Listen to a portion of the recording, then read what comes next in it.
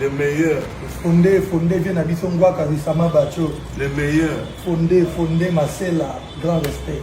Le président. Grand TV. Oui. Fondé. Non, tu as beaucoup travaillé. Merci, grand frère. Accepte ça. Merci, grand frère. Vous êtes président. Merci, un sentiment. Merci, grand frère. Je viens avec cette idéologie, c'est-à-dire Wenge Musica, Kolokop. Il mérite. En tout cas, dans mon honneur à ma casse pour recevoir bien à parler. Amen. Donc, dans respect. Mes amis, il faut voir le luxe que j'ai trouvé ici. Mwakazi. Ah, faut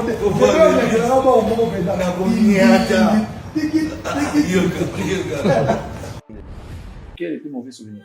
Ndega bawanga na biso ke to ba misa viva te.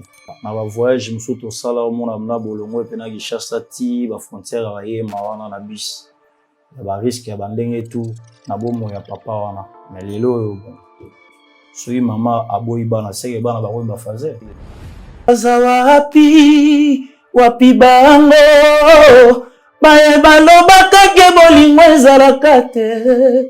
Oyekolinga lelo eza nini nakutani no motema nange. Si on te demandait d'intervenir un groupe qui déjà est en voie de l'évolution, comme le Maroc musique, que c'est une opportunité à créer un album et tout va dans la succès de l'eau. Qu'est-ce que tu vas dire? Quel est le meilleur deuxiémiste que tu connais? Dans toute génération confondue, meilleur deuxiémiste que tu connais? Et ça déjà nazolela déjà. Bien qu'elle tant que azalaki maman, ceux qui vraiment azali maman oyo azala mutema avant à réagir ndenge wana faina na benga biso bana na place oyo msusu ya comprenaki te akoki pe ko expliquer pour structure à bureau ezala falaka papa wana azala falaki nzamba bomba ye nano mais ezala facile te na ya osala te premier jour na ya eloko te donc ozoyembaka libanda clôture wana. Meilleure première voix que tu connais? Meilleure première voix, meilleure ténoriste. Tu sais que quand tu choisis comme ça, il ne va pas même bailler dedans. Ah! Tana pena leader waza mutema la moi ko fungola yo. Bon, ndako la te moye besi tanga ezate. Ya lelo na monye koki eske yokozwa temps ya kolinganga comme d'habitude. Poto meseleki lokola bana ya meme. Meilleur bassiste. Naïbi déjà. Ah, c'est le roi des jeux. C'est le roi des jeux. Meilleur clavieriste. Meilleur clavieriste. Meilleur drummer. Meilleur drummer. C'est lui. Meilleur accompagnateur. Pour mutu mota la olinga na vie na yeke azara ndengwana. Isambo. Ah ouais. Anga le voyageur, ma banzele kelinga mingijo, pesangata maina mele, ekitisa papa motema.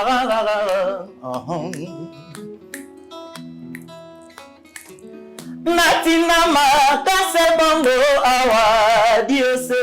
Bongo nzambe atindanga abongo mokambi monene nesika ya mosala mikili na mikili bisobe na kokatisa bibale pe na bangomba esenga pe kozala tambala moko na mona likamwisi monene nzambe sala wana mokili Moïna pourquoi écoutana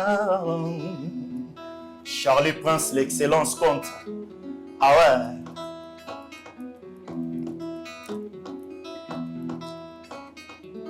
Emataka ngai pepo tango iso motemezo ngaka banza oyanga famille dans l'espoir qu'à mon retour je vais vous voir enfin autour d'une table en famille.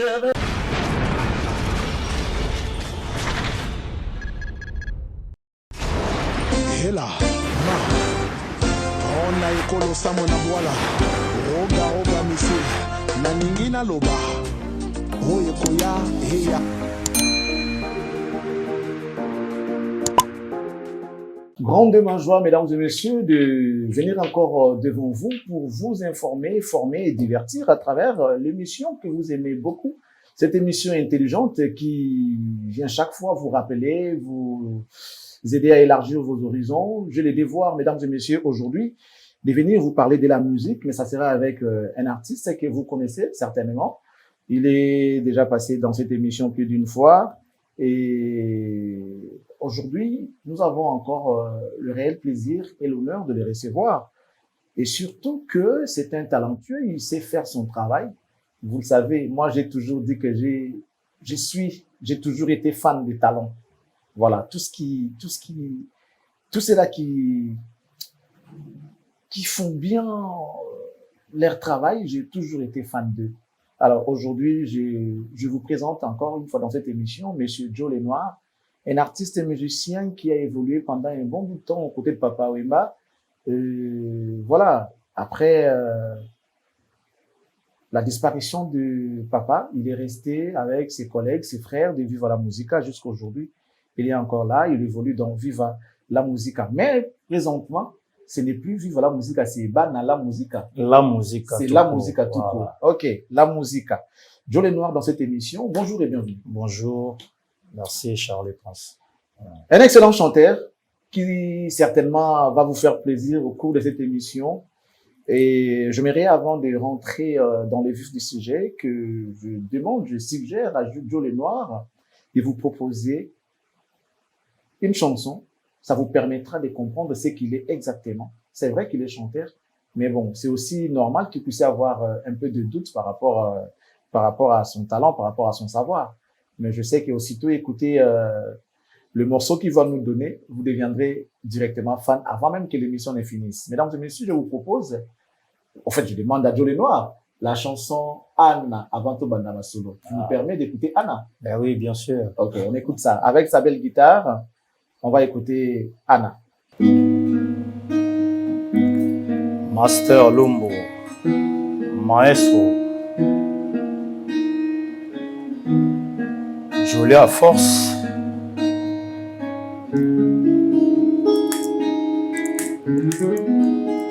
Oiseau la miseria mi copiche, rigotombere sérieux de mi amandre. La mama mi cantera ho, nanina nana, mea erombe quiero. Oiseau la miseria mi copiche, rigotombere sérieux de mi amandre. La mama mi cantera ho, nanina nana, mea erombe quiero. Garçon blonde, Vodilo, Patrick Sourodio. Ah ouais.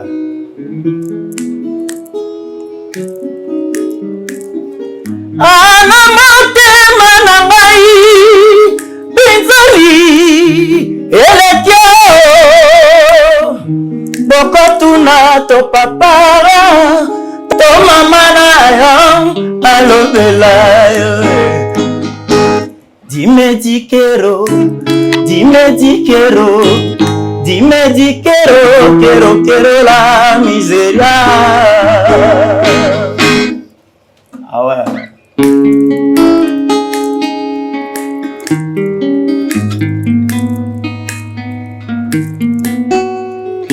Et comment un grand prêtre.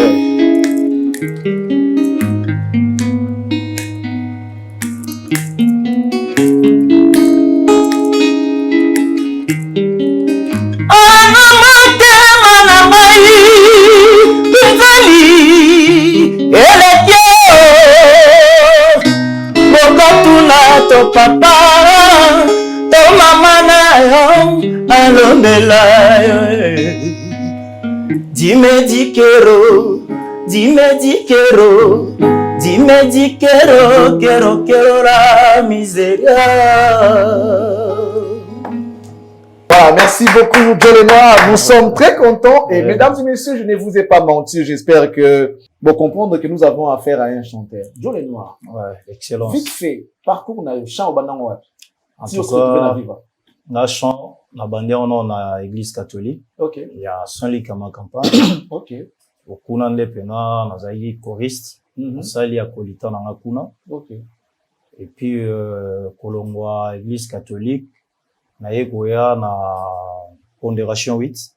Oh, ça appelle la Pondération 8. Ouais, pas Blaise Boula, tant azo sala album na yo to maranze ya mona bariguen. Mais vu que tant on a yebi pour la famille va permettre muto ça la musique et ça un peu compliqué donc on a participé à rater.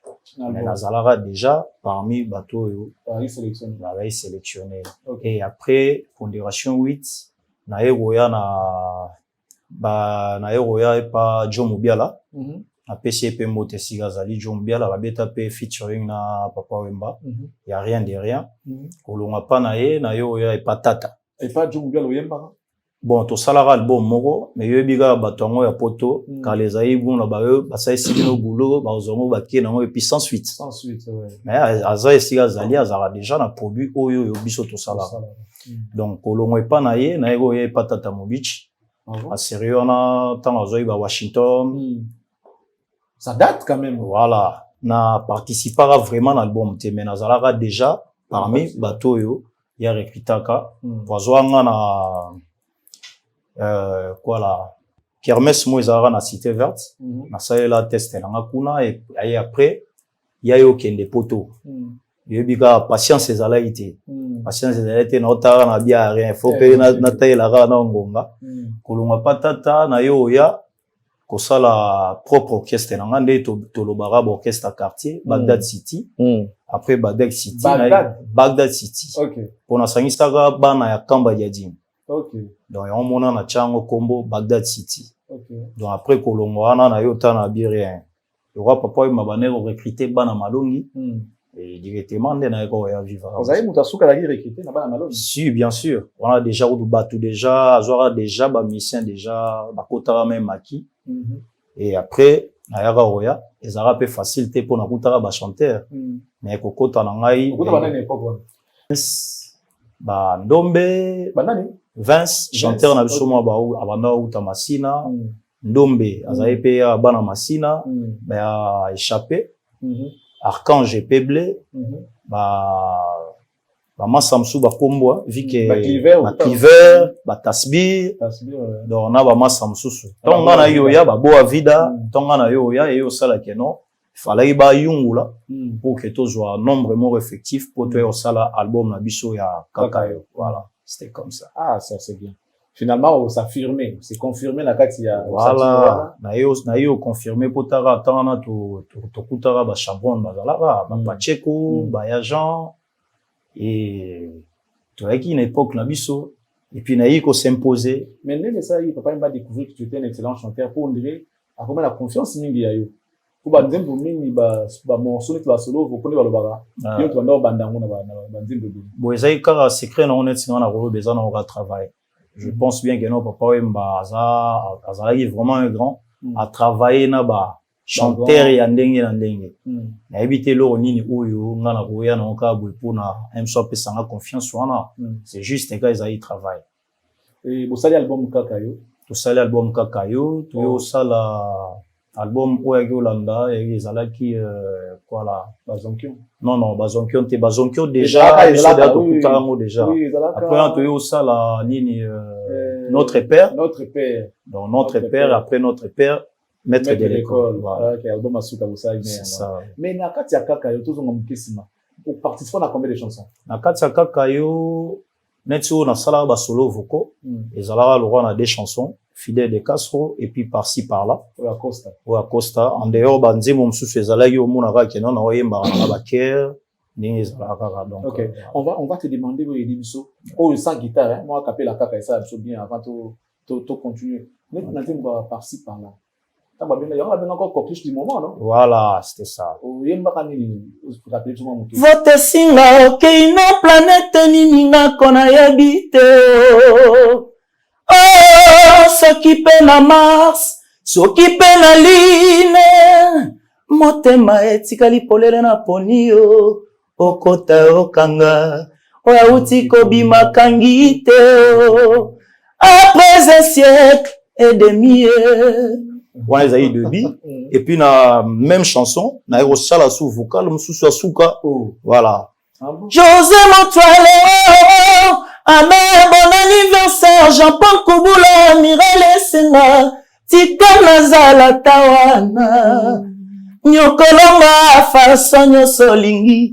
mishoki to ne me di jamais koboyi ngai wanozoluka nakoma kilawe André Kibingwa parti ministre de ma campagne. Donc c'était ça. Bravo l'artiste. Bravo. Finalement, Joe, au combien chouchou ya Papa Wemba. Voilà. Donc ils allaient juste travailler au ngana rolo ba bongo. Après l'album Kakayo, combien chouchou Papa Wemba et combien que na ba concert ba oti que ba nzimbo Papa Wemba dai ko Yemba, tout ça là. Mais est-ce que Kokina Papa Wemba ça a été un coup dur pour toi? Vraiment pour l'angati lelo na ko digérer ngote mais vu que kolala kolamuka na vraiment mon apenza que no absence à papa nezali dans le sens que abanda otigane biso vraiment mon akepe poto qui a umeli pas une étant biso to tiga to travail on va finir par roya mais ce qu'il y a tout opena donc na debi na ngona na mon ndé net selo mon azo rêver et après bon mabele mon konzia. Ça a été déjà pour commencer. Kubetana Papa Wemba. Oyo abetana ba Kester. Encadrer ba Kester, ba Ridia Messi, ba Luciana, ba Lidio Frank, ba to tu yebi wana. Yewana kaka changer kati à cette époque-là. Finalement, Jibino Bozi betana il a ça comment. Vraiment plaisir à trop. Talara motowa Papa Wemba. Na expérience nyonso ya zaina ngo ya travailler na batu wana tu wana. Et puis ayo zo biso pe to pousser un pembe na ye. Donc pour nga ezali maman na plaisir au sakanate malgré na génération na biso tonto ko la yo bezala biso tout ba jeune ezali esprit ka wenge donc na bana pour penser que un jour na rosa la pembe na Papa Wemba et ego sala grand frère moko na quartier na PCP Mote Sikaza pour les moments za na Afrique d'ici Junior Mavinga yende pe na fandaka bia les noirs Papa Wemba zo recruter ba misenga il faut kana memao yoka faut que ka obeta kuna ayela nga ba répertoire singa travailler banzembo et puis na ko tshela mo esprit mo na nazolinga te mo na ka zo ya au travers d'anzembo ni na FCD na ko bidana moi des chansons na ko bidana moi trois déjà dans les bons to kenera kuna ma msusu et yasim mais ça va facilité na ya wana ko sa test na nga pendant 4 jours pendant 4 jours 4 jours na yaka au salaté premier jour na ya elorote donc zo yembara libanda clôture Papa Wemba déjà na kati kuna na ba mission échappé ba massa tour na otanga ba kombo au mona pe boti 16h 17h au quotidien olembi ga ozongi deuxième jour grand frère wana azaka ko lendisa nga bile noir yo ti Papa Wemba ko monoga deuxième jour pe na ye yebiga ba maître mo ba bando yembi so libanda na ti suka so bozela ka wana nanu to kotsa ofani ta 18h na yembi pe gate na zonga troisième jour vient na ngata yo zonga na FCA en tout cas na OK na nga suite pour na mona place on a okende on dirait ils ont promettre te nous bazo kipenga ite na zo kota tabite to kende kaka. OK troisième jour on est alara tonto ye to fana libanda ya lopango na tabwe kara Papa Wemba izoya na bi awa na zoyemba lwa mutu pena do na kufande lelo donc kota yazo kota nga na zoyemba na ga dalevi ba muna mo pe kare koti kota e kangami akipete na bi nzambe 16h 17h tozongi na FC na bi en tout cas ma vie na moni réponse na ngota en tout cas rien na gena luka na ngai banzela mususu troisième jour atina yemba wana Papa Wemba tanga kotaka déjà na kati akebisa vie na nga mo André Kibingwa na PCP Mote Sigazali abi mais nazoka chanteur mo boazo yemba kuna libanda bozoli ngokotsa ete pona nini nazana besoin na yoka chanteur wana football ka bokotsa wana ngape na ebité quatrième jour na yo ya na yo comprendre que non mais na quatrième jour bato eske bando changa bakal papa yo ko fanda te yo fole ka boy kota déjà fanda kuna na se ya nzete kuna na moni déjà na quotidien na rata le pan ça va déjà et pour mettre déjà ce qu'on a papa Wemba na musika au ça va danseuse aota ba danseuse nde ba sa ba physique na bi mais type ngo pe na ye na mona VC na do na PC mbote si apa zali tata malobi ayo ya na bi petit yo pe na ndongo zana yo telema na papa wemba telema boye yo kotema yo yemba ni na papa wemba na répondre na bien vie bo pesa nga chance juste chance wana so bo pesinga soki bozwanga na tigali so pe bozwanga te na bimina na répondre bongo ba mati na ta sko bo vient nga André Kibingwa yo ya ouais petsango papa lobaki Nata boye courant ekei via yo benga guitariste so Costa Mpito. Costa zo guitare sèche kuna benga tous les musiciens 39 chanteurs. Donc on a le roi 40e chanteur. Voilà zo banga bango déjà bato déjà bazayo ba tondani liboso talaka papa. Chérie Maria. Bazio pe ke noemba. Oh biso tout au télémisco nga monta sikati. Na temi pena na suka. Telemi na le roi moi gizengi mo po de bango déjà ba mesana ki à mon avis yembi komi okoma place vocale batu ba s'improviser ayo benga chanteur mo wale ki yembi deuxième chanteur ayembi na mona troisième chanteur a pointenga na tala pena na simonde mutu mo na sima psina mais toi viens na bandio yemba na improviser lo mo yelanga ka boye na yemba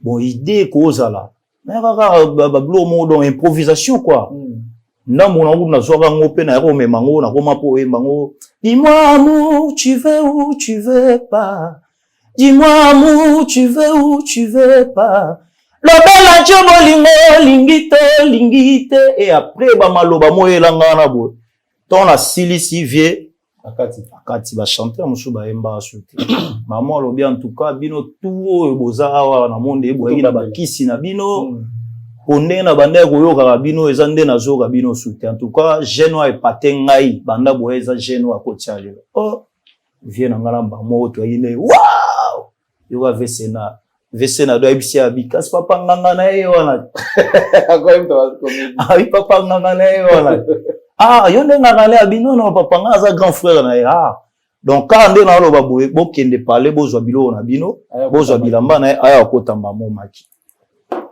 plaisir wana na so excellence tout le mois de ma campagne ti parler makolo tawa to kita ti ba diading makolo donc to bossa ngi photo zwa taxi do plaisir leki tozo le cadeau masole leki auto sutuka boyi pen ngabe to kitaka déjà ba diading yango to kita mais ton a eu annoncer mère na zala vraiment na plaisir à trop absinga ka bien entouré lo na rolo ba nezaka bénédiction et puis salango ezala bien yo ko taper maki so talaka maki déjà ba do kangaka déjà ba mbetu na ba ouais ba matela so ngapeka mwana ma yimba soma ba matela mo ye vieux OK si vous avez déjà un nombre ya bato nga si otara 40e personne zo matela na fanda siko na couloir cuisine eska ba mère wana ba nosela so ba damas via fanda na salon atini muta benga na yo kota na est-ce que tu as déjà mangé chez non papa pas encore mais kende una na cuisine ba chulo bilo lia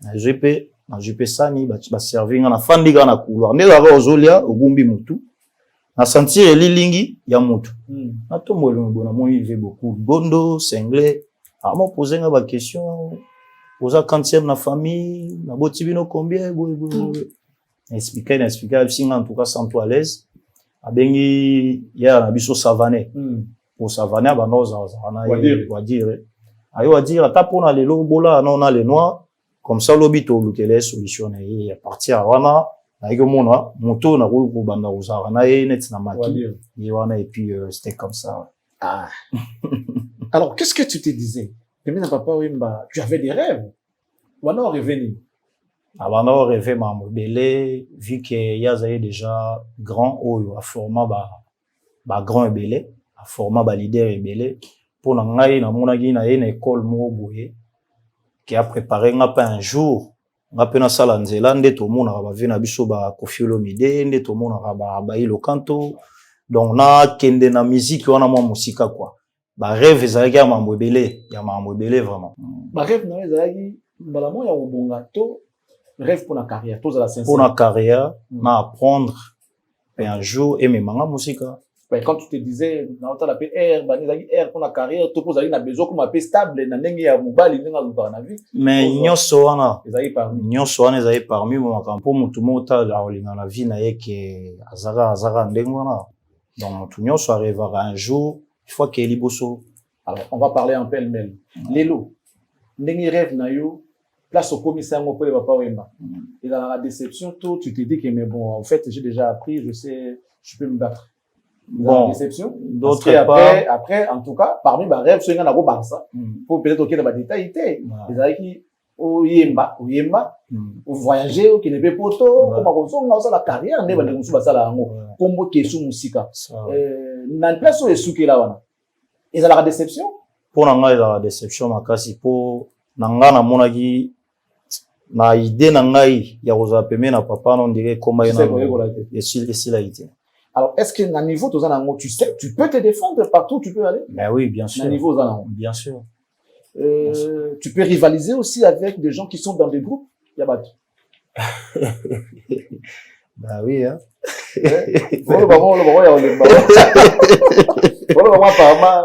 T'es passionné de toi. Est-ce que tu peux rivaliser? Les autres dans une autre, par exemple, représentant à Viva, tout est représentant, mon équipe, mon Songolo Pagala, pour ne pas citer les noms.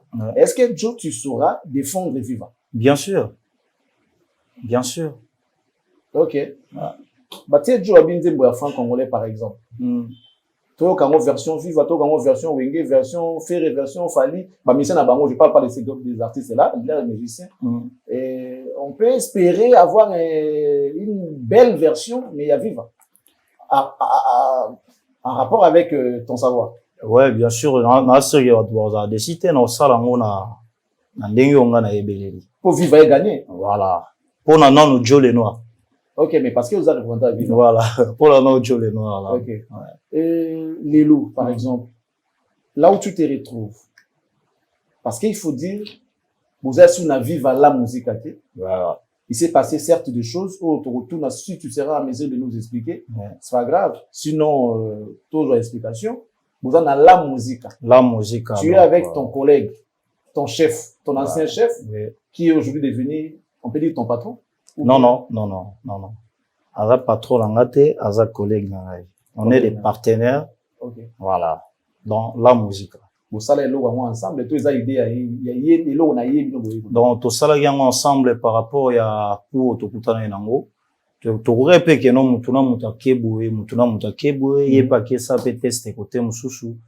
Mais tout le monde a eu quoi le rôle et qui, il faut non tous en nous, bloc. Nan ensemble. Ouais, faut tous en bloc. Vous allez nan bloc. Voilà. Vous il n'y a pas de problème. Bon, on est ça en Zambie. C'était quoi les coups de Tokutana Nango, par exemple? Parce que tu as dit, vous avez une contrainte, vous êtes en photo. Ouais.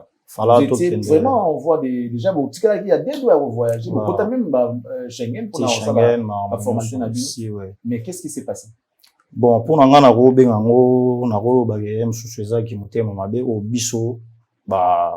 Congolais, surtout nous les Kinois. Pour nous, ngai soit il y a excellence et vous avez plaisir. Pour nous, que non, il soit bien, on a bien. D'abord, qu'est-ce que tout le monde doit voyager en Zélamoko. Donc, ton contrat est yaki, contrat est yaka, mutasuolango, et zalara mbutatosha. En tant que chef d'orchestre, bayakande gomonae. Projet zalagi falaki, bakende ye, Pacheco, bazuyagent, Chabron déjà le roi zara, kunado, bangewa zara, batukaka ya nouvelle écriture. Les bakende. Mais vu qu'il y a azalagi chef d'orchestre dans la musique, jamais aurait accepté Ndengwana a abandonné Viva à Kendekuna. Na ye, à mon avis, noté Kopuana, il faut c'est ça nini et à la Katsandako. Attention, bozona bino, batumususu, mais attendambu, il y a 4 orchestres Viva la musique et zala.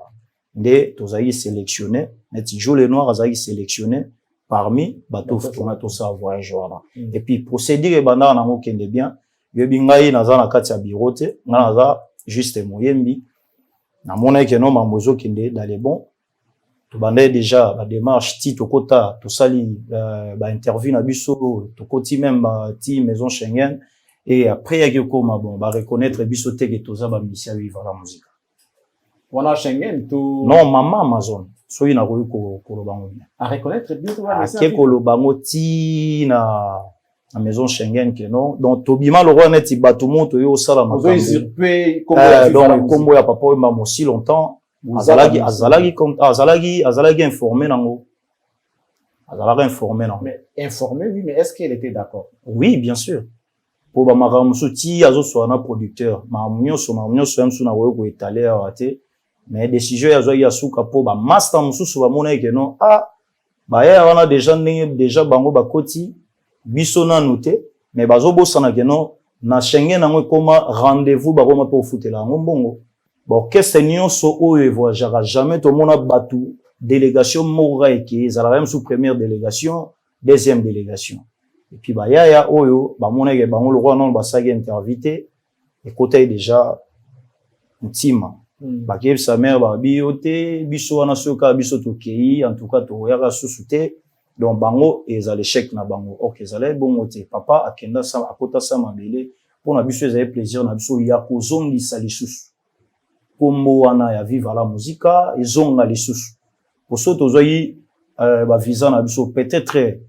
na 5 ans nanga OK ma poto pona ke sa neti ngena ndo skende na zoya l'essentiel que non eloko wana ezonga taye moko kolo likambo ndenga za na sama belanga mona ke non ate ba petit na ngai après 9 ans contrat et tozo défendre ngo to fanda ginzala même sous poto route espoir na moi zala te mais to fanda na rata orchestre na mais na vai vraiment déci na part na ngai ya yoka sangwana ke no bazo reconnaître bisoté tant que va Michel Viva na 13 ans au Joe le Noir asala na papa m'a envie.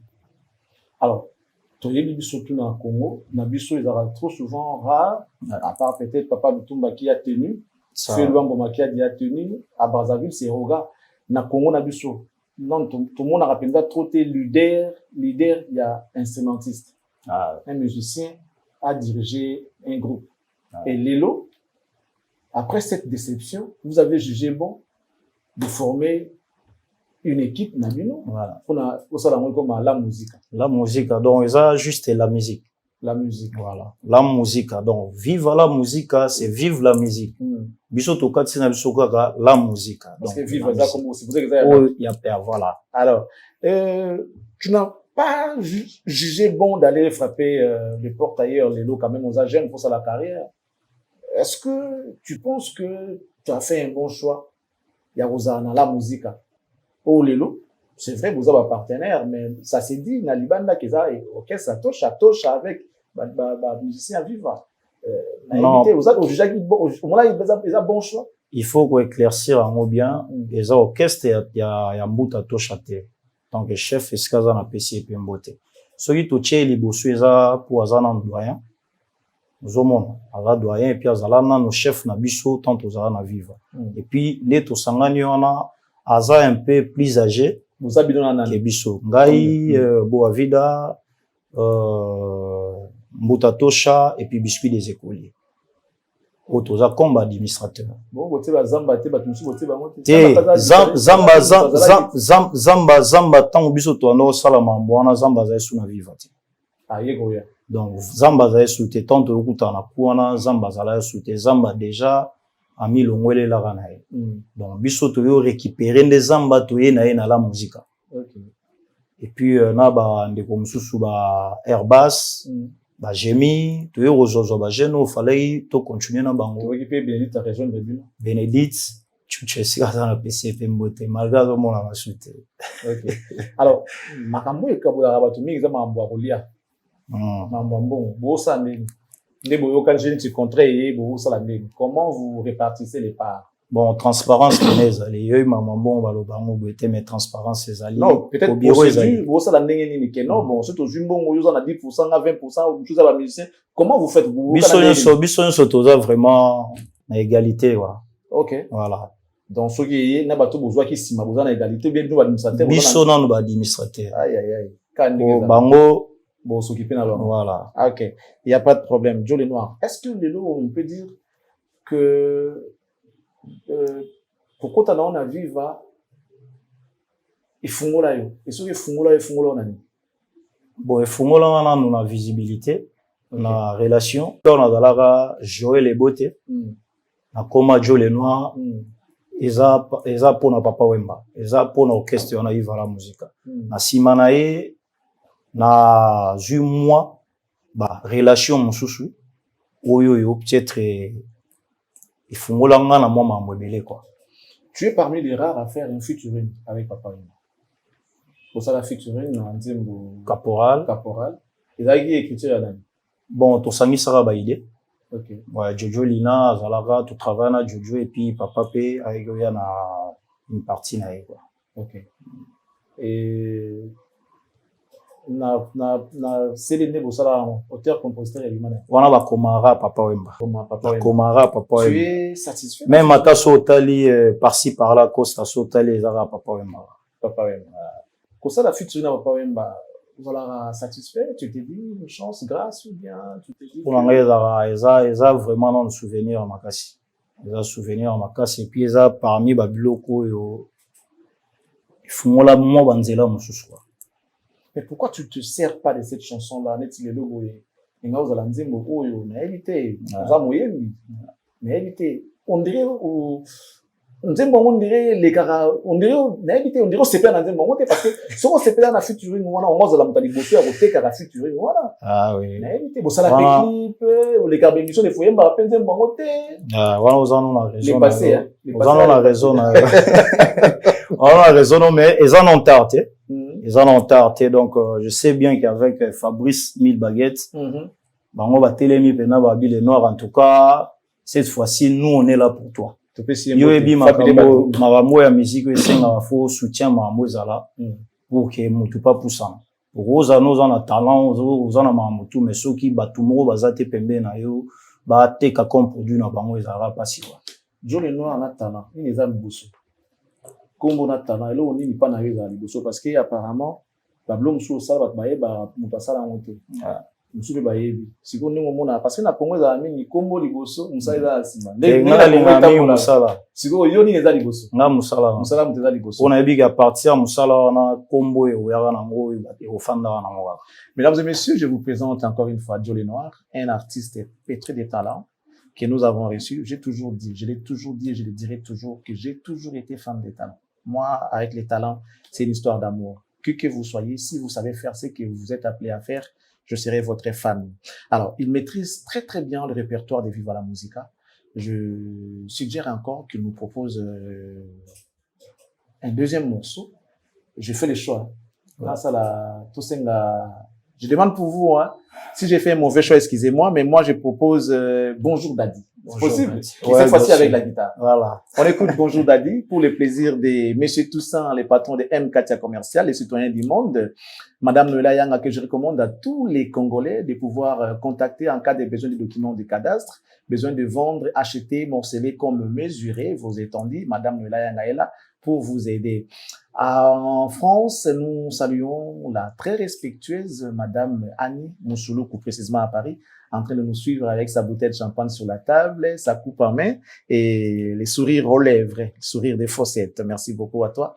Sans oublier ma maman chérie, maman Marie-France, la Carteronne. Bonjour maman de la part de ton fils. Bon, en gaz à la concert nanga, on dirait Tiga Moussala, mais on l'a sali quand même. Vie en fou. En direct de Kinshasa, Bambo Tebele. Boni sango ya bonjour. Boni basango ya Angola, basango ya Jazzy, basango ya Dundu, basango ya Lukapa. Aïe, en direct de Kinshasa, vie en fou. Je te salue. Alors, Joe le Noir, on écoute Bonjour Daddy. Et ça la plaisir na banane. Et ça plaisir na Dodi Salomo, Mambombe, et puis Garçon Blonde, Vundilu, Patrick Sorodio. Parti États-Unis dans Boyo Kamoko. Voilà, on y va avec Bonjour Daddy. On va se retrouver pour la suite de l'émission Impression. Freddy Zastro, champion lourd en LK. Ah ouais.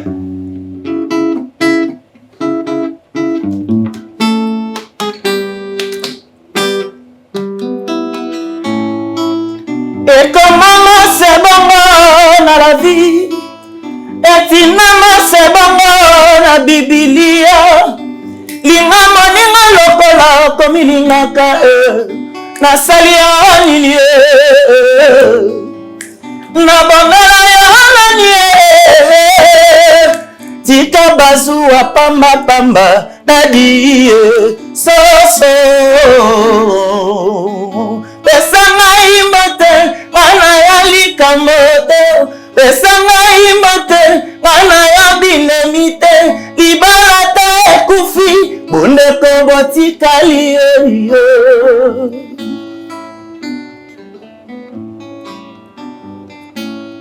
Ingénieur Chris Misamo. Tango nalelaka bolingo ozalaka wapi tango nalelaka bomengo okendaka wapi ngai na malade na basheri nanga fura mama jawi yo iyo Fabile Badroma.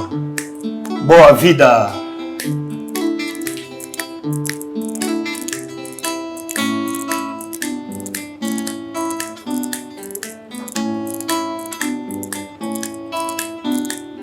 C'est fini, c'est la vie, je sais, mais rien ne peut me faire oublier les bonheurs et jours heureux. Parfois je pense encore à ce que tu me disais. Un jour, si tu revenais, ma vie serait presque parfaite. Oh. Donc voilà. Voilà, merci beaucoup Joe Lenoir pour cette très belle chanson. Bonjour Daddy. Comment tu as fait pour retenir répertoire Nyon sur la vie de la musique? Les Arabes collés ça mingi litoi. Puis travail car secret dans moi écoute. Pour ça écoute au Kamanzembo. Pour ça là, ça va dire on a parlé au plateau. Ni beta na concert na ebité. Non, concert té, ça pena ndenge pena parler. Soju pena ta moi 2 heures ou 3 heures du temps na yo. OK. Pour ozo pocher écouteur na yo, zoyo kozongi si passe pour comprendre té au komina nous. Et puis ti za la. Donc c'est tout un travail quoi. Oui oui. Wow. Félicitations. Merci. Les plus mauvais souvenirs dans la vie de la musique. Tous ces temps que tu as passé aux côtés de la musique. A-t-il éloqué les plus mauvais souvenirs? Ndega ba wanga na biso ke to ba misa vivre te. Tu regrettes les temps passés dans la vie. La souffrance na difficulté. Na ba voyage musuto sala mona mna bolongo pe na gishasa ti ba frontière ba ye mawana na bus. Ya ba risque ya bandenge tout na bomo ya papa wana. Puis ye azara na biso toujours boye. Mais lelo bon. Soki mama aboyi bana seke bana ba koyeba fazer. Ou papa za souhaité. Maman yo boyi bana. Si jamais maman Amazon te regarde, qu'est-ce que tu peux dire? Et ça déjà nazolela déjà. Bien qu'elle tant que azalaki maman, soki vraiment azali maman oyo azala mutema avant à réagir ndenge wana faina na benga biso bana na place oyo msusu ya comprendre te. Akouré pe ko expliquer pour structure à bureau ezalaki. Ya kozwa décision na ndambu ya batu moko boye opona bango ba mona ke poto na ezalo roi lola fallait batu nyonso ra ba kenende bazali parmi bato yo ba intoxiquer mère ba sali le roi imposition na bango pona mutema na ye tant qu'azali déjà d'accord na début bon na katikati esprit yo changer ndenge. Donc c'est vraiment désolé, c'est un regret. Voilà. Et puis regret muso makasi o ezalaka ke non atala falara papa wana zala fala nzamba bomba ena fallait vraiment nzamba bomba ena pour to si c'est non rosa mamunyo sote vu que ça mamu ya yemoko kolo pesara penda a botolaka donc to ko forcer ngote. Non, c'est un peu ça quoi. Au moment où nous parlons, je sais lire cette douleur dans tes yeux. Y a-t-il quelque chose que tu voudrais que la musique te donne, ou encore que le Congo te donne, que tu n'as pas? La musique est ça, tout Congo est ça, par exemple. Isabelle, net soyi Congo pe sanga na osenga ba pe sanga juste avoir des chances pour ma carrière ou na voix oyo. Un jour. En quoi faisant? Chance un jour. Car ndenge na zo sala raboiti. Banzembo zobima pour na zapa en plein studio. j'espère bien amour sans escalier zoya on a dédié venanga blessi ça ma belle pété ceux qui pour na Congo après sanga cette fois-ci litoi j'espère que ba za décider fais pour la musique nanga na osenga soutien pour mbongo ya na sima makambo wana nyonso ya na sima makambo wana donc na osenga te ba pesa ngai bonheur na ngai pour na bonheur na bango pour na ngeza na soutien et puis na confiance wana ya repesa artiste quoi. Si on te demandait d'intervenir un groupe qui déjà est en voie de l'évolution, comme il m'a rappelé musique et puis sur l'opportunité à quoi il m'a un album et bah tout va dans la succès de l'eau. Qu'est-ce que tu vas dire? Si on te demandait, peut-être que non, avec le talent que tu as, c'est vrai, vous avez un frère Nayo, mais essaie un peu d'aller voir là où bah ça la facilité aux hommes contrat, bah bouger, bah ça parce qu'ils ont aussi besoin de chanteurs comme Joe Lenoir. Qu'est-ce que tu vas dire? Bon, qu'est-ce que c'est ça là moi belé on a occupé dans ça musala OP na lingami mais so na yebi que so na tangi moko mususu mo ngeza. Je rappelle que tu avais été chez Ferregola. Oui, c'était le passé. Le roi Yepé abangara na yevi beaucoup. Maintenant qu'il va pas mazagi surtout quoi aux onga kuna kotala hôtel sa chance na yo na évité chez Fali, héritier, Wenge. Après si mais c'est le chanteur Mbote Goga, Skazali na pesi Mbote donc voilà. Ça te tente pas d'aller travailler avec tes amis, tes frères jeunes, au bazar na posa, ba jeune bamata par exemple, Lelo, Metozabo. Bon, en fait, moi je ne suis pas en train de te demander de quitter la musique parce que ça structure na bino vous ça vous former bloc, vous ça là c'est bien. Je vais d'ailleurs demander à cette extrait à répétition na bino, je sais ça qui acoustique. Bon, ils avaient place to betara chaque samedi, l'espace qui pointe à chez Archi Motopamba.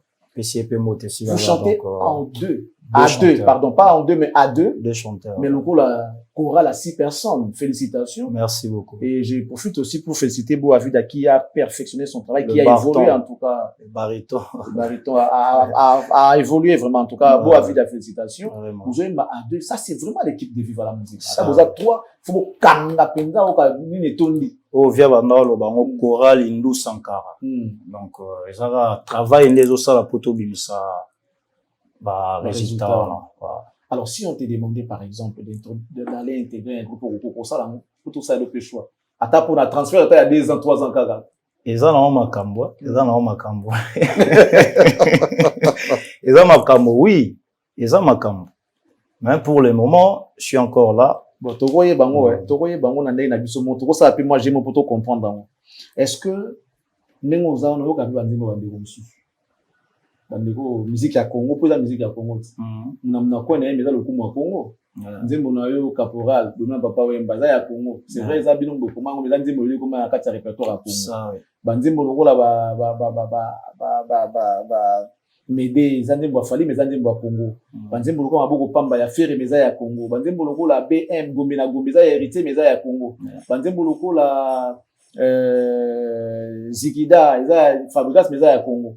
Est-ce que vous avez rappelé tant la collègue les gars, vous avez pas nous aller bon, on a son habit na yoka te on a ça y en a ramté mon mais pour mission vous a tous à stationner au yoga moko le roi yosio mais sans la bongo mais sans la rendre moi non. En passant na yoka on a net héritier ferré et puis va falloir voilà. Mais à concentrer bango non. Non. Voilà. Watana nzimbo muona mtu na auto kusala tu hata mwa moso neti ya nani tu bangata na fali fali ona na ngwa neti nzimbo ne akala album na neti baza wapi bango baye balobaka ke bolingo ezalaka te oyekolinga lelo eza nini nakutani no motema nange donc faire les amours belé honnêtement c'est bon ba mbana héritier za ya faire et tout la nani ya lelo na monye koki eske yokozwa temps ya kolinganga comme d'habitude poto meseleki lokola bana ya meme otikinga moko ya Giroje mawa nzembo ya Dios ndombe c'est pas grave voilà bon héritier bon banzembo no asika o ezali mais ok bravo on va revenir dans les solos, il y a Vive la musique, on a la musique, toujours combiner les deux. Vive la musique, on a la musique. Alors, la répétition est la mère de la science. L'élo, vous avez la musique. Vous avez la musique pour garder tempo, cohésion, pour qui nous a répertoire. Vous avez la répétition. Répétition, tu répètes chaque mardi, mercredi, jeudi, na Kassavou Bouana, en staff Bonchamp. On tout ça la combat police. Et puis samedi, tu mega wobima, tu pratiques devant public dans l'espace qui prend ça. Espace qui prend. Voilà. Ok. Si vous voyez, bon, bien vous avez la musique. Vous voyez, mais tu voyez, banzembo o tu vanda oyemba. Banzembo vive la musique. Banzembo papa wemba. Mais kasi vive la musique. Banzembo papa. Bino boana la musique, botika la bino vive. Mais boy ma banzembo ya vive la musique. Mais on a droit.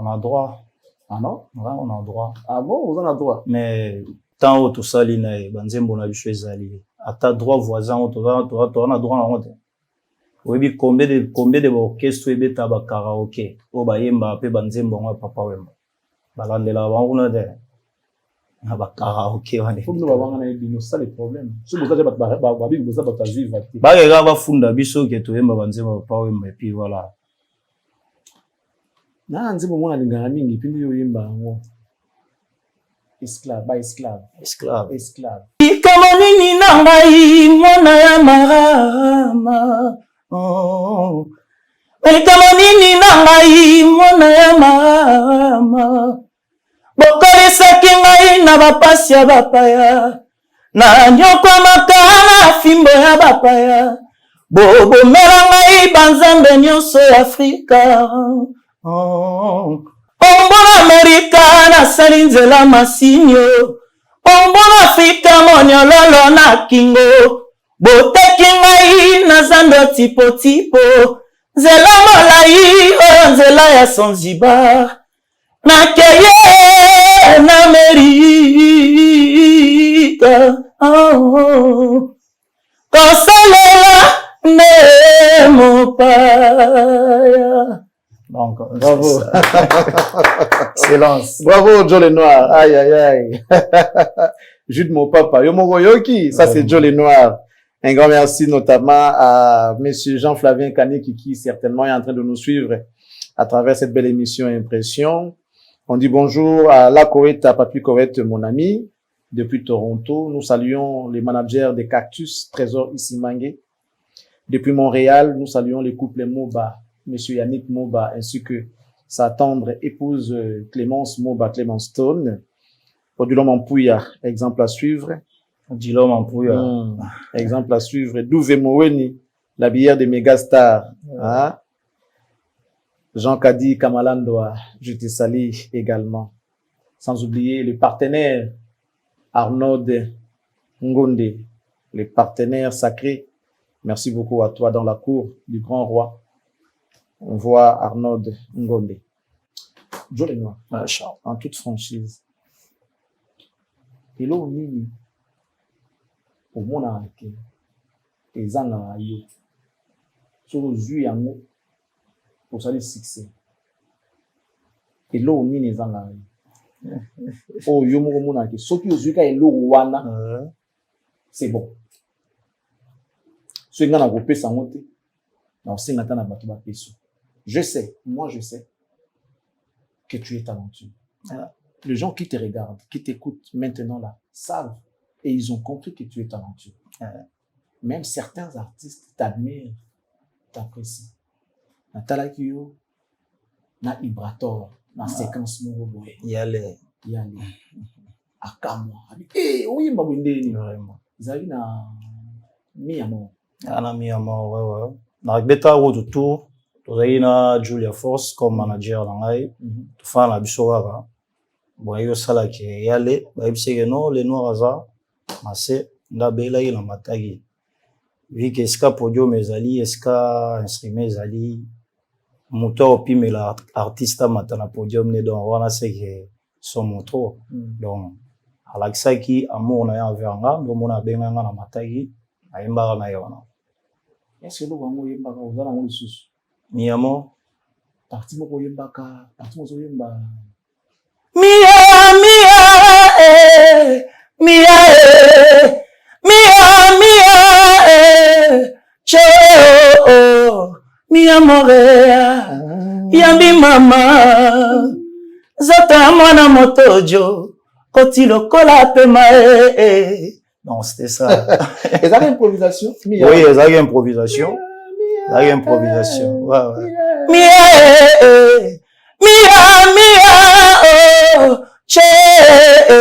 Donc, la ligne, on appelle ça moins différence. Moi, couleur, moi, avant côte. Avant la côte. Et ça, la bière, mon émission.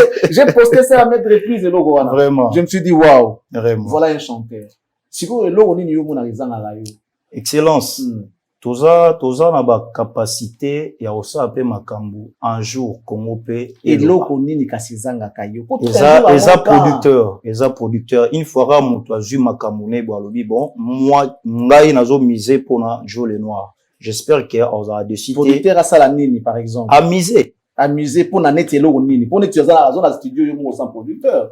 Voilà, ils ont déjà ma volonté. Bon, tant que producteur, il y a pena tchenga na ba condition ou artiste à condition le rôle à elo oni. Il y a ko tcha commiser tant nazo ba commiser. Tu dois comprendre mais ce ko asala nango pour bon oui mais elo oni ni fois ça là, ça le problème. Ça explicite net tu vas pas sur bon aussi par exemple. Quel est ton état de besoin? Commiser na projet déjà on a za nango vu que na za déjà na studio. OK. Na mi foutela ngamoro na bandeko oyo bazoza pembena. Peut-être moyen peut cause à la limiter. Okay. Mais soit aux mutu oyo aya che makamuna pona produit ou soit pona artiste a évolué en tout cas ce qui lelo mutu wana monani en tout cas j'espère bien que kino oloba et puis mon entier tu comptes le faire kaka na ndenge ya yomoko to ozomona ke bon osoboya ki dalika mona te soko boya ki to ndimaki ozomona ke kumata na yo ko yaka na nzela na yomoko wa selon yo ndenge ozomonela parce qu'il y a des gens qui sont appelés pour être leader, et les autres qui ne sont pas appelés pour m'appeler Sima Moutou. Voilà, donc mieux vaut, vous faites, ezaka yote. Bah, nous sommes pas na Sima Moutou, bah, ça les lieux Moutou, yo, Mika. Démarche, par exemple, bah, voyage, yo, vandi, bah, ça les lieux, il y a un passeport, aussi passeport, bah, je au visa. Bah, studio, bah, il y a yemba, ou bah, ne ba fouta rangote, parce que tu n'es pas appelé à être leader. Alors, yo, nous, mimo, na, si, à côté, côté, oh, faut à la leader, au ça, la studio, yo, mogo, to ba benga kayo, yako yemba, toi il y a un passeport il y a côté ni na la pena place où il faut dans leader je sens ça ouais. Et tu vois qu'il y a encore du temps ou bien parce que le temps aussi ne nous appartient pas. Ah c'est ça aussi temps ils en ont toi déjà na ta chemin on a tout le bas ceux qui mutu aye pour accompagner nga déjà na route on a autres tracé ça sera mieux quoi. Admettons que juste sous 3 ans 4 ans sans producteur. Wana pena wana ka ndo tsolo ba wana kena place mususu. OK pas place mususu. Ah OK place mususu. OK. Ah ça c'est bien. Pour bon qu'est-ce que belé puis bato bazana ba ba eza génération na biso eza na génération na biso mais yebi ba orchestre ngo lelo e koma pour y poser na talent non mais kutana na pena leader waza mutema la moi ko fungola yo otomona ngo ebele balela mona ke no aza na talent na ye mais depuis akota orchestre moi akutana na leader wana to aza motema kofungwama afini type afini ba orchestre lelo to mona o ba osala mo makambulelo ba ka monter apparemment bon ndako lala te mo ye beske tanga ezate pour ceux qui soyi basala ngote je ne pense pas que no ba départ ene ba nous en a orchestre wana de tono. Ah ouais tu penses donc tant ou ba départ ezo la c'est que ils en elo mo ezo se passera là. OK. Alors quel est ton rêve le plus fou pour ce que tu fais, pour ta musique, les rêves les plus fous de Joe le Noir? Qu'est-ce que tu rêves grand? Est-ce que tu rêves d'abord grand? On rêvera grand, on rêvera Mambamien et comme la musique. Oui, bien sûr. Alors quels sont tes rêves les plus fous, par exemple? En tout cas, faut na dépasser la limite au papa Wemba, est-ce que papa Wemba souka faut na dépasser. Ah ouais? Vous en attendez? Ezali, Nzambe wana zo bomba. Tant que nazana nous na souffle de vie, en tout cas nazana espoir wana. OK. Olala kola mukao un jour ça va tenir quoi. On te demande pas ton âge mais aujourd'hui on a battant ba fali, ba ferré, ba héritier, ba boy, ba salaire, ba succès. Aujourd'hui on a c'est âge où sur les camps déjà. Tant on ba bandaki ba succès, ba âge ba bandaki ba succès. Banani. Ba mission baza lelo na succès. Afali, ba ferré, ferré, héritier, ba on peut même citer des grands acteurs, papa, Koffi Olomide, âge, babandaki, succès. Yo so mona que non, mon commissaire monté, au déjà. Na leki on a monté. Ah non, les gars, non, leki on a monté. OK. Donc so chelinga net ba ferré, ba fali, donc non na leki a jouer on a dit. Ouais. Bon, succès na bango ezali na âge. 18 ans, 20 ans, 25 ans, Bazali. 25 ans, Bazali. 25 ans, Bazali. Mais attends, on va calculer si tu veux. Prenons Fali. Fali a succès dans le quartier latin. Nagibindade. C'est c'est qu'il trop jeune. C'est trop jeune. Moins de 20 ans. Ah, bon, soit là on a raté le quartier de pour ça moi âge de moi demi. Bon, excellence. Vi oyo mutuna mutu azara na temps na ye. Ça dépend na ye. La nzambe atinda biso na mokili. Donc mutuna mutu na temps na ye. Ozomona. Soki bango esale ke no ba bimano na batang wana po kala na biso pe musique yango lelo to roma ebele ba musique. Mais kala ezara rara. Surtout na l'époque na bangwana ki omona pena ke no ba misende koma ba jeune talent koma autant avenir beaucoup tabou ebele attends je ne pense pas je ne pense pas pour ba famille ngo ba ndoti ke ba tupe tenter ke ba sala musique o ndeto benga en musique ya mokili. Alors quand tu rêves il faut aussi que je va précaution à disposition. C'est ça, ouais. C'est vrai sur les rêves. Et on peut que ça m'a qui nous embalingi, mais rêver faire au-delà de Papa Wemba, ce n'est pas facile. Oui. Alors, qu'est-ce que tu fais déjà? Pour on faut préparer à mon les autres. Qu'est-ce que tu fais? Pour ça, déjà nini, oh je là ça, oh je mon aké, mais na ça là déjà boyé. Si tu comment on a limite moi là on a payé si temps oh na ça déjà makambo, ça là déjà nini ya motuya. Hormis le fait que ok na rêve tout ça là oui, mais est-ce que tu as encore d'autres disciplines au-delà de ça? Oh ça là déjà pour la sakeno. Tu envisages quoi? Bah oui, bien sûr. Sans discipline, pèse à mon boulot. Sans discipline, il y aura déjà mon boulot. Donc, la discipline, on les allie. Les alliés, vraiment. Un ébiquet et aussi malin. Plus qu'il y a des boîtes mingi, bon, ok, peut boîte. Mais boîte, on a pour mon père, au fin, nos pères, me à moi, 1 heure du temps, me soupe 30 minutes. Et après, juste apparaître, et puis, au limite, temps à repos. Et là, on est pour ma carrière à la jeune. Ils ont la discipline, là. Discipline. Bon, ça fait partie aussi. Ata sotali même ba joueur, les asso déjà ont préparé les camo et singa même sous ba bleu on singa okata. Donc ça to bangela ote côté wana. Teo bangela ate. Teo bangela ate. To bangela ote. Ouais, o bangela ate. To juka bango ba ta absolument témoin. Mais ça fait le mot de la musique na biso. Moi je soutiens pas ça, j'encourage pas ça. Mais c'est une réalité au Toyoka, peut-être pas expérimenté mais Toyoka que ça existe dans la musique na biso. Ce n'est pas ce qui te manque en fait, na évité. Mais qui c'est la musique qui se dit parce qu'il y a des gens qui ont peut-être moins de talent que toi. Mais ils ont fait du succès, ils font du succès. Naïvité, est-ce que tu as pu aspect là? Bon, Kisi, oui. Nandimela oge Kisi ezali. Ne peut-on ndimela nzambet. Kisi ezali, surtout dans le monde na biso. Mais soki obi ochango nanu na le devant.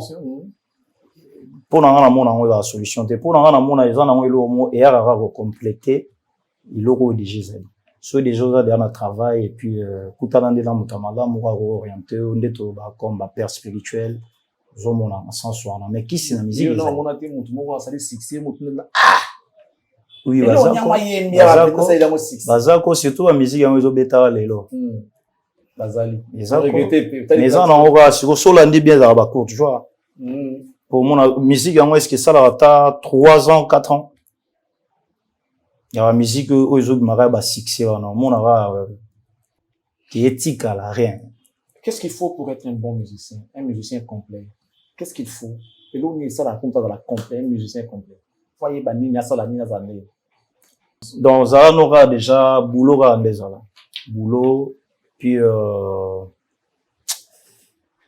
il y a beaucoup de choses. Il y a beaucoup de choses. Il y a beaucoup de choses.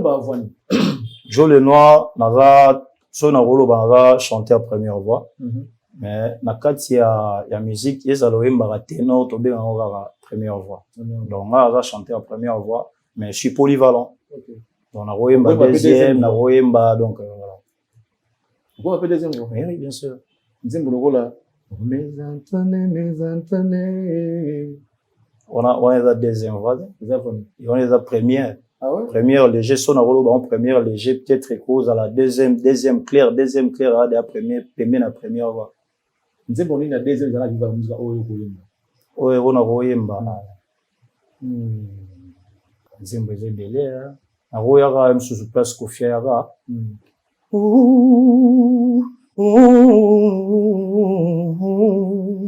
Ebandaki na miso ye monoko ekozwa relève zoto mobimba ekoti modambo nako ekomontere marron sentiment elodi yango moto ekumbanga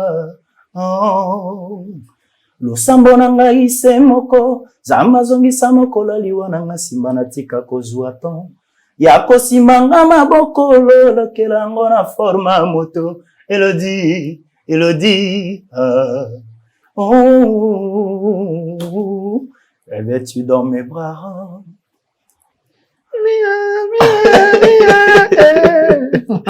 Oh, voilà. Donc, soyez linga pena net banzembulwa. Namoni lokola ndoto, masuwa matiki libongo, natuni pena bandeko bangai. Bayebisinga kyotiki kini malebo. Donc on vient avec son pépé kala zaïda. On va likolo papa. On le vit que déjà loboko pona pupola ilamba. Na pesa mwasi na bana mote. Kina na tiki manakanga na kokende.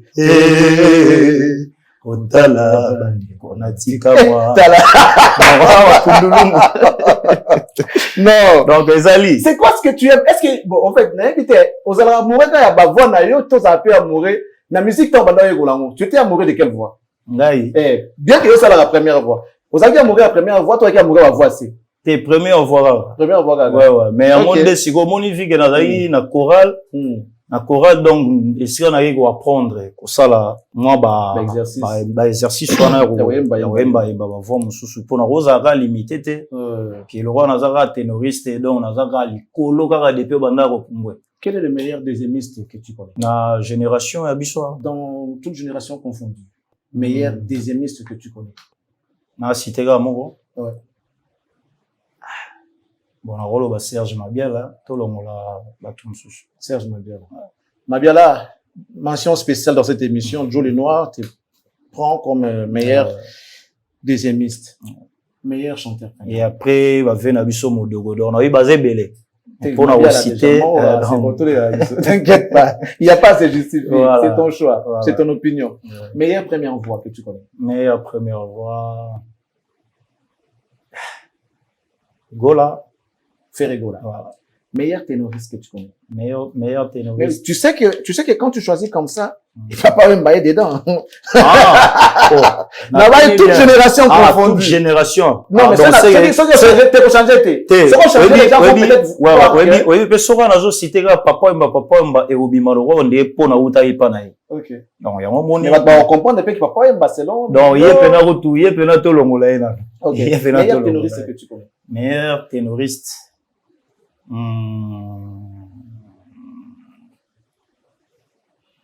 Pour nous, on a Gibson. Hein? Gibson. On va former une équipe à musique. Je vais écrire meilleur deuxiémiste Mabiala. Tout ça l'équipe, équipe à musique. Bon ça dans Zembo, tout est comme Zembo. Meilleure première voix que Joe Lenoir à Lingaka, c'est Gola. Ferregola. Meilleur ténoriste. Gibson Mutukondolo. Gibson Mutukondolo. Gibson. Ah, oui, que choix na yo. Et au surprendre les bateaux. Gibson n'a jamais été classé dans Mambabouya. Ça veut dire Kara. Ça veut dire que vous avez l'itoy. Ah, meilleur ténoriste. Mais va venir avec ce Luciana Bazali. On a Kena Noga dans la génération. Gibson. Gibson. Déjà, Bino Boembara 2. Bozo Kanga. Voilà. Na chorale. Ah, surtout dans 3. Toujours Serge Mabiala Ferregola Gibson. Et elle dit, comment? Ah, bizarre. Jusqu'au Joe Lenoir, vous glissez dans 4, tu vois. Yo, Yembanya, aussi Bakoki. Ah, Bakoki déjà. Chana, tu attaques 4.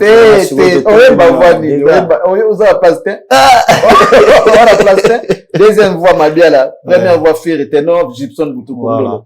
Alors, meilleur guitariste que tu connais, soliste. Soliste, Zamba, avocat. Zamba. Papa Zamba, Blali. soliste. Vous le connaissez? Il fut soliste de Viva la Musica. Papa. Zamba! C'est lui. Meilleur accompagnateur. Meilleur accompagnateur, Olivier Chimanga. Chimanga. Et Kipo, ouais. Meilleur bassiste. Naïbi déjà. Ah, c'est le roi des jeux. C'est Le roi des jeux. Yoloba. Tosha Fulankana. Tosha. Voilà. C'est pas faux, hein. Il est bon, hein, Tosha. Il est bon. Tosha. Meilleur clavieriste. Meilleur clavieriste, Nanzenze, Christian. Christian. Ouais. Et à son âme, Seda. Ça Voilà. rappelle bon, hein. Naebisa Odega. Soit d'ailleurs, on va mourir dans un chande. On va te Seda. Voilà. Eh, Seda, c'est absolument trop jeune. Vraiment. Alors, meilleur batteur. Meilleur batteur. Alimbonda. Percussionniste. Ali Mbonda. Ouais. Meilleur drummer. Meilleur drummer. Al Capone, Titina. Titina. Ouais. Ok. Mesdames, messieurs, nous avons une équipe. Bon, c'est la mission Zembo à Congo. Une équipe. Mon équipe FIFA, équipe à football à FIFA. Nous, on a formé notre équipe selon Joe Lenoir. Ça, c'est selon Joe Lenoir. Meilleur chanteur deuxième voix, Serge Mabiala. Chanteur première voix, Ferregola. On prend Gibson comme ténoriste et 3 chanteurs pour la fameuse chanson. Tout ça, bon, on a soliste Zamba, accompagnateur Olivier Chimanga. Tout ça, bon, on a bassiste Tosha Fulankanda. Tout ça, bon, on a percussionniste Ali Mbonda. Tout ça, bon, on a drummer Titina Alcampon. Wow! Wow! Bon, Sima, c'est pas faux, mais bon, Liboso, peut-être qu'on n'a pas encore le baptême, mais pour la Sima, côté Sima, là, c'est une très bonne sélection. Mais bon, dans l'ensemble, c'est bon aussi, hein, c'est bon. Équipe pour Ego, ça, maman, n'a chant. Mais ezate que non na longo ba mususu na obité bazama be non Sambate papa. Wana fona la clair. Ezate ba mususu bazama be. Ezate que ba mususu. Tout qui on le bolobagi déjà. Oh le bien tout retenir. Équipe c'est limite déjà. On publie l'équipe l'équipe de la musique congolaise. Selon Joe Lenoir dans l'émission Impression, il a fait son équipe de musique. On va voir la option Nzembo Moroboui. S'il y a un producteur pourquoi pas. Bobenga bango c'est souvent Nzembo Moroboui. Jojo Lina Komi. Je crois qu'on aura une très belle chanson de la musique, de l'histoire de la musique congolaise. Merci à toi, Joe Lenoir. Alors, on va jouer un sujet. Avant d'aller là-bas, on va encore répondre en musique. On va revenir en musique. Toyoka, cette fois-ci, les voyageurs. Les voyageurs. Pour les plaisirs de monsieur Bokulaka Adam Bombole, l'image de l'homme politique congolaise. Topé sur le sako, pelongonya, na maïma so sala pona mboka. Moto a lukambo na pasi. Akoma patron pour mbonga moibité mbonga politique te mbonga na ya motoki. C'est comme ça que moi je le respecte. J'ai beaucoup de respect pour les entrepreneurs que des politiciens qui volent l'argent du contribuable. Excusez-moi, mais bon, c'est la vérité. J'ai beaucoup de respect pour les entrepreneurs et non les gens qui volent l'argent du peuple. Vous êtes des voleurs. Bande de voleurs. Je n'ai cité personne. Quand fini biso mingi na fini montote. Na kumisi nde bokula kana ngaya da bombole po ya lukambo na pasi. Aya politique na mbongo déjà kombo salama pe mbongo na maboko yango ya na politique donc ayibate il est encore sans tâche. Merci beaucoup la Canada Bombole. Joe Lenoir, on va écouter les voyageurs. Ensuite on va revenir pour aller chuter dans l'émission Impression. On écoute ça. Nzembo na dédié en ming et pas ingénieur Christian Misambo et puis fils aîné de mère Malou Misambo en direct de Washington donc bambote na binango wana Freddy Zastro de Issa et puis champion lourd en LK. On est ensemble là. Là la PC on a dédié on a fabulé badrum et ça a plaisir beau à vida et ça a fait plaisir na bateau tout ba pembeni na ye j'espère que il va se retrouver. On écoute les voyageurs. Anga les voyageurs ma banzele kelinga mingijo pesanga ta maina mele ekitisa papa motema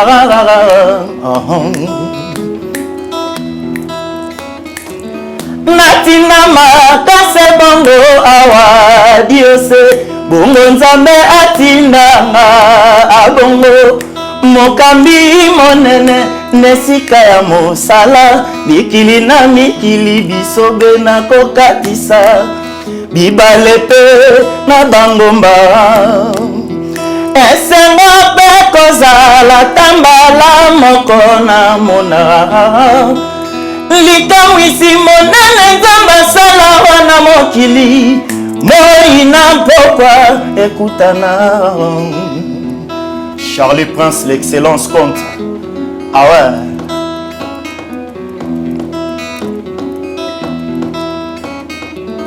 Emataka ngai pepo tango iso motema ezongaka kobanza oyanga famille dans l'espoir qu'à mon retour je vais vous voir enfin autour d'une table en famille réunie.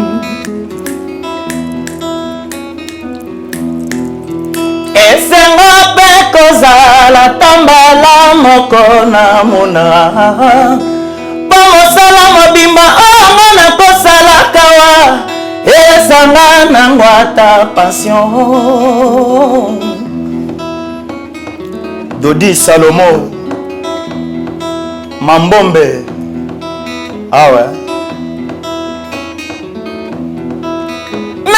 Nakei pepo kumbinga mosika elikolo ya mapata nga mona ngambo bibi otalaka biso nde bikila nsima na nga mama otalaka oracle mpe sacre na ngai Emmanuela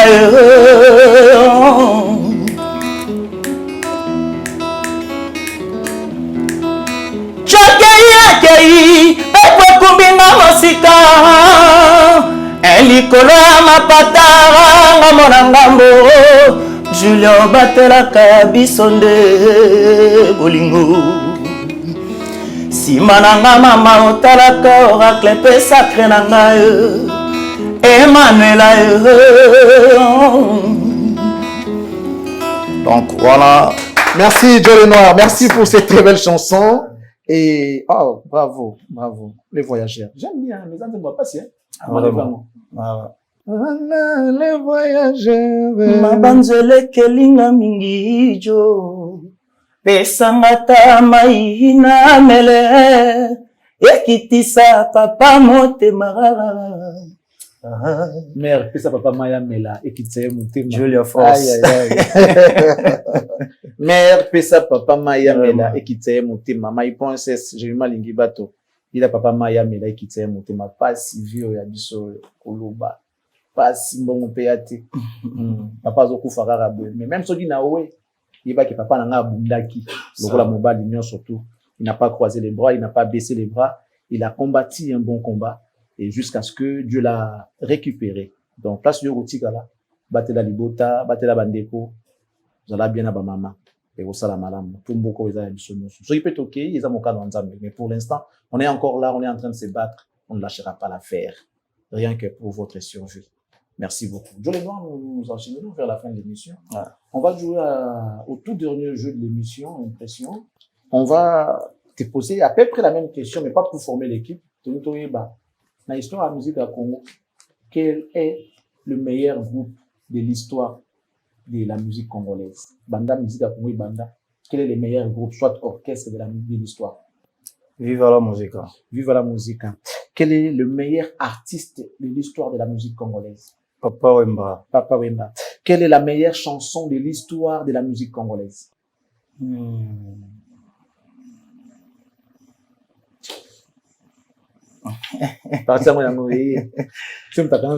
Congo, Congo nde mboka, Congo, mboka ya bakoko. Congo de Monsieur Pascal Rochereau Taboulé. Voilà. Que son âme repose en paix. Il a fait des œuvres. Alors, généralement, il y a la so pour nous une meilleure que c'est un pas ça la capella dans notre pays possible tout joyeux Yango onde na to sala de. Ah, nzambe na ba maloba msude zate mais voilà quoi. Mikolo to sepela kina musolo ya boka Congo ikoki. Ba maloba msude zate. Fungoni misolelo. Tomoni bozo banyoso yo sali. Vraiment. Ah, komongisa Congo l'avenir ebongito sala ebongito Donc voilà, pour l'angai, il y a mon événement. Alors, nous sommes arrivés à la fin, Joe Lenoir. Voilà, un tout dernier message, soit une minute, question, soit de saluer ou encore de lancer un message particulier à tous les Congolais qui t'ont suivi. Après, on va se dire au revoir. Vraiment, merci à excellent Charlie Prince et puis à l'équipe Mobimba. Les boya bon pensagi Joe Lenoir a passé à l'émission. Et puis ceux qui ont pu ça monter dans les ans, on pu ça monter dans Fabrice, Fabile Badom, Boavida parti aux États-Unis. En tout cas, merci à Toto Simbanara, Ndengwana, Julia Force. Alors, Babibo Zela, Amour sans escalier, bientôt là avec Blaise Sissa Mabele Pété. Vous avez décidé quoi. Ceux qui ont pu juste soutien à Bino pour un artiste, est vraiment important pour qu'il na avancé le sous. Boya soutenir Abiso chaque samedi, to beta bon na espace qui prend des scouts au coup tanana te belé qu'on va mettre ça 50 tout le monde belé au baya on a boya pena au soutenir la musique. On va rappeler qu'il faut répéter au même endroit avec Wiranson.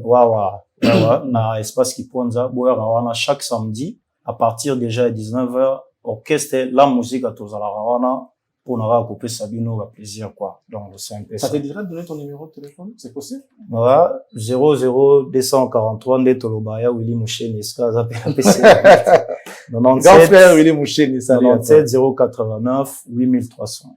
97 089 8300. Voilà. Voilà, bonjour Joe Lenoir. La conseil Nabino est vraiment important aussi quoi. OK. Merci Joe Lenoir. Merci à vous aussi. Nous te remercions infiniment. Mesdames et messieurs, nous sommes arrivés à la fin. Si vous avez aimé, dites merci à la grande équipe des Cactus.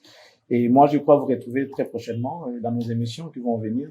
Restez bien chez vous. Que Dieu vous bénisse.